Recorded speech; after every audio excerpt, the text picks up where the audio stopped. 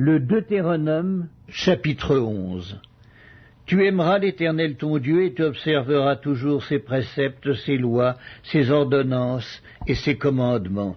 Reconnaissez aujourd'hui ce que n'ont pu connaître et voir vos enfants, les châtiments de l'Éternel votre Dieu, sa grandeur, sa main forte et son bras étendu, ses signes et ses actes qu'il a accomplis au milieu de l'Égypte, contre Pharaon, roi d'Égypte, et contre tout son pays.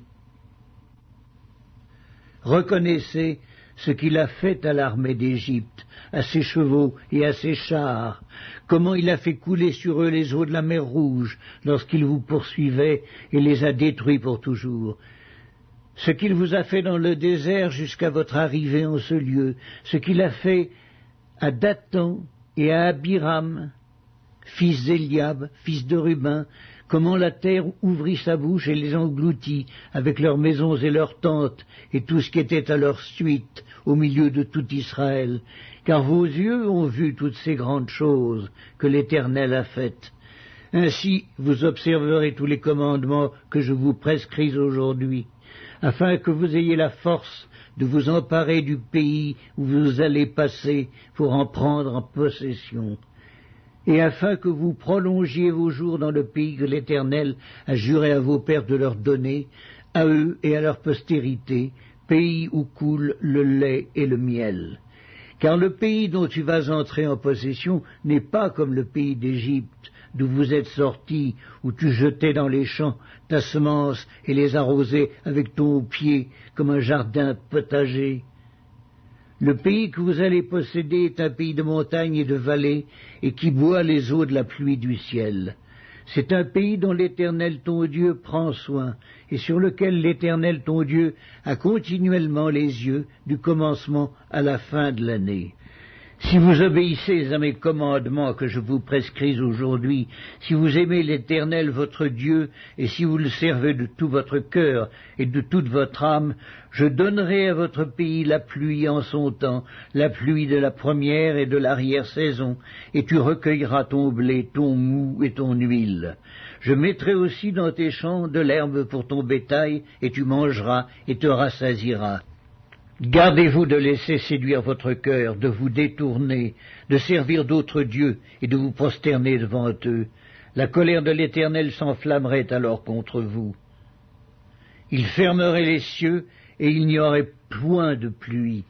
La terre ne donnerait plus ses produits et vous péririez promptement dans le bon pays que l'Éternel vous donne.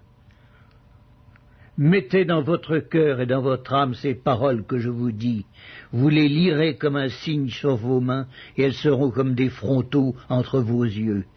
Vous les enseignerez à vos enfants, et vous leur en parlerez quand tu seras dans ta maison, quand tu iras en voyage, quand tu te coucheras et quand tu te lèveras.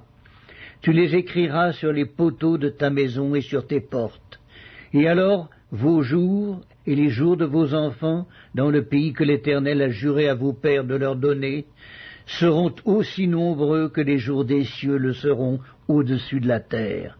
Car si vous observez tous ces commandements que je vous prescris, et si vous les mettez en pratique, pour aimer l'Éternel, votre Dieu, pour marcher dans toutes ses voies et pour vous attacher à lui, l'Éternel chassera devant vous toutes ces nations, et vous vous rendrez maître de nations plus grandes et plus puissantes que vous. Tout lieu que foulera la plante de votre pied sera à vous. Votre frontière s'étendra du désert au Liban et du fleuve de l'Euphrate jusqu'à la mer occidentale. Nul ne tiendra contre vous. L'Éternel, votre Dieu, répandra, comme il vous l'a dit, la frayeur et la crainte de toi sur tout le pays où vous marcherez. Vois, je mets aujourd'hui devant vous la bénédiction et la malédiction. La bénédiction si vous obéissez au commandement de l'Éternel votre Dieu que je vous prescris en ce jour. La malédiction si vous n'obéissez pas au commandement de l'Éternel votre Dieu, et si vous vous détournez de la voie que je vous prescris aujourd'hui pour aller après d'autres dieux que vous ne connaissez point. Et lorsque l'Éternel ton Dieu t'aura fait entrer dans le pays dont tu vas prendre possession, tu prononceras la bénédiction sur la montagne de Garizim et la malédiction sur la montagne d'Ébal. Ces montagnes ne sont-elles pas de l'autre côté du Jourdain, derrière le chemin de l'Occident, au pays des Cananéens qui habitent dans la plaine vis-à-vis de Gilgal, près des chênes de Morée? Car vous allez passer le Jourdain pour entrer en possession du pays que l'Éternel, votre Dieu, vous donne. Vous le posséderez et vous y habiterez. Vous observerez et vous mettrez en pratique toutes les lois et les ordonnances que je vous prescris aujourd'hui.